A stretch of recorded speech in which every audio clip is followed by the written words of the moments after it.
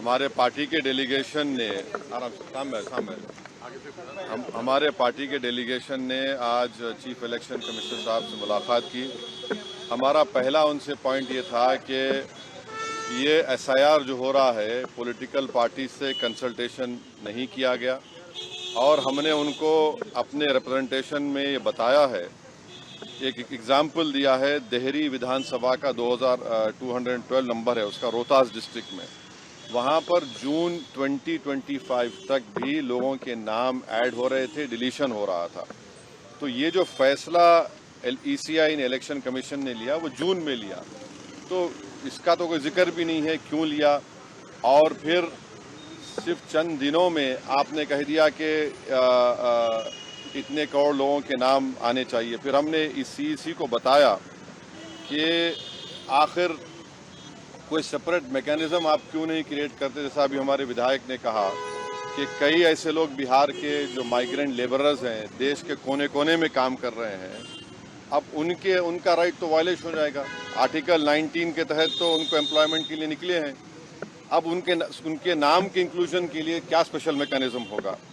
दूसरा ये है कि ये बीएलओस की ट्रेनिंग नहीं हुई, और उसकी एग्जाम्पल ये है कि आपको कोई भी उनकी हैंडबुक नहीं मिलेगी। जो भी ट्रेनिंग होती है बीएलओस की, उसकी हैंडबुक मिलनी चाहिए और मिलती है, वो अब की बार नहीं मिली गई है। हमने उनको ये भी बताया है कि बिहार में डॉक्यूमेंट्री प्रूफ का तो जिक्र अख्तर ईमान साहब ने आपके सामने कर दिया।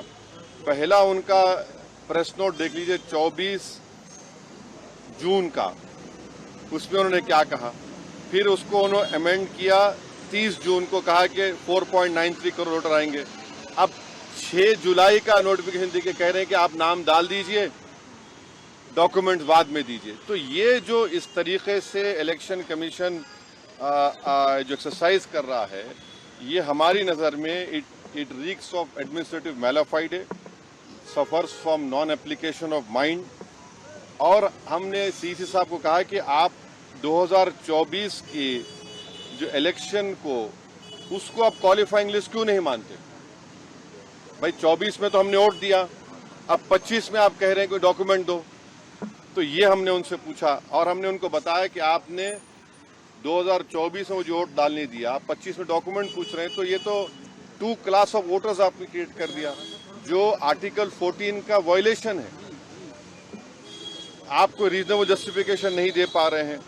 और एक बात हमने उनके सामने कही कि ये जो भी एक्सरसाइज उन्होंने किया है, इसका कोई लॉ से नहीं निकल रहा है, it is purely N administrative law के तहत किया, तो इसका भी मैलाफाइडे उसमें होता है। और आखिर में हमने उनको बताया कि सुप्रीम कोर्ट का एक जजमेंट है, जिसमें हमारे पहले रिप्रेजेंटेशन में हमने जिक्र किया था, जो 2005 का सुप्रीम कोर्ट का जजमेंट है, जिसमें सुप्रीम कोर्ट ने साफ तौर पर कहा लाल बहा हुसैन में कि the misuse of powers by ERO to disenfranchise electors, possibility of time effective judgment of ERO जो यहाँ पर हो सकता है, and consequence of having one name included in the previous electoral roll.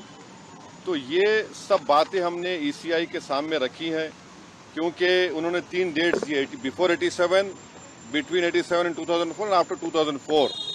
तो ये हमने कहा कि इससे अगर कोई इलीगल माइग्रेंट्स है, मान लीजिए, तो 2024 में उनको वोट डालने का इख्तियार क्यों दिया आपने। उसका कोई तो डेटा होना चाहिए, क्वांटम रेशियो क्या होगा।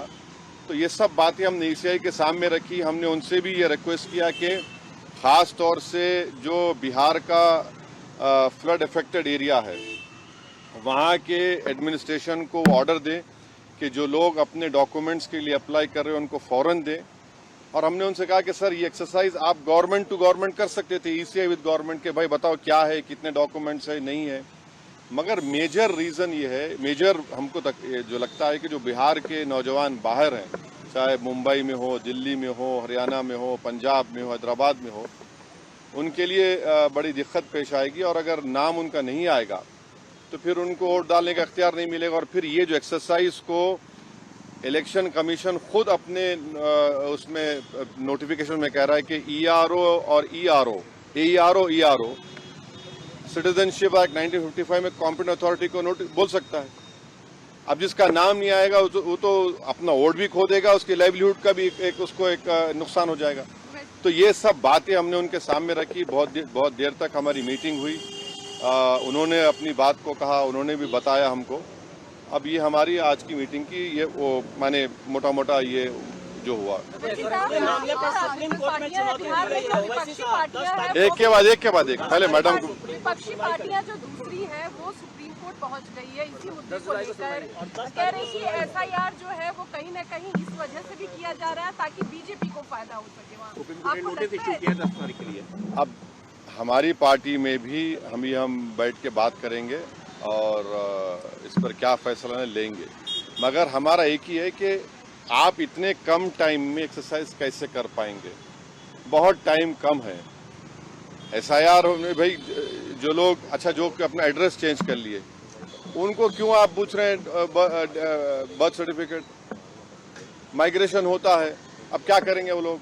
मैं हैदराबाद में बैठा हूँ, तेलंगाना के मुख्तलिफ गाँव से हर मेरे ऑफिस को कभी 10 लोग कभी 20 लोग बिहार के आते हैं कि हम यहाँ पर लेबर हैं, बताओ हम क्या करना चाहिए।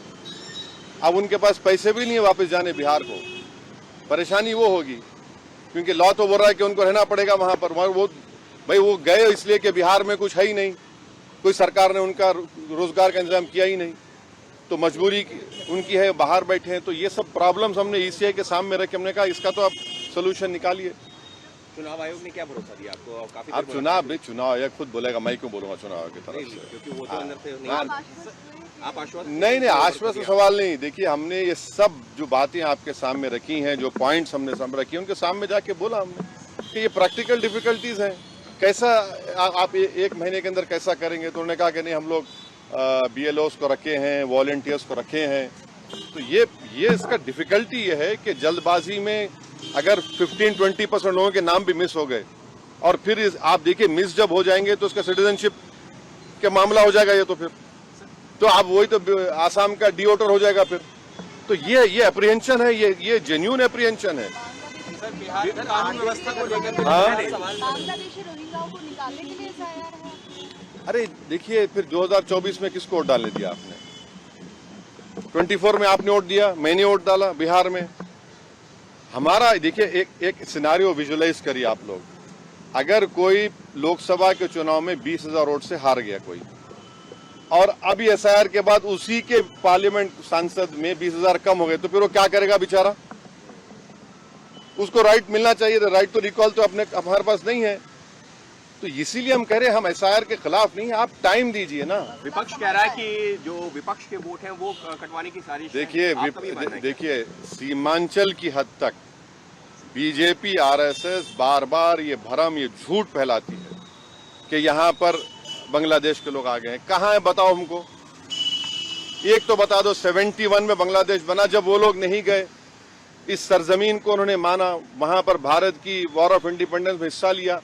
बल्कि सीमांचल इलाके में अख्तर भाई बोलेंगे वहां पर तो इतना बैकवर्ड इलाका उस वक्त भी था, आज भी है, कि लोगों को लाकर वहां पर कैदी बनाते थे। क्या अख्तर भाई?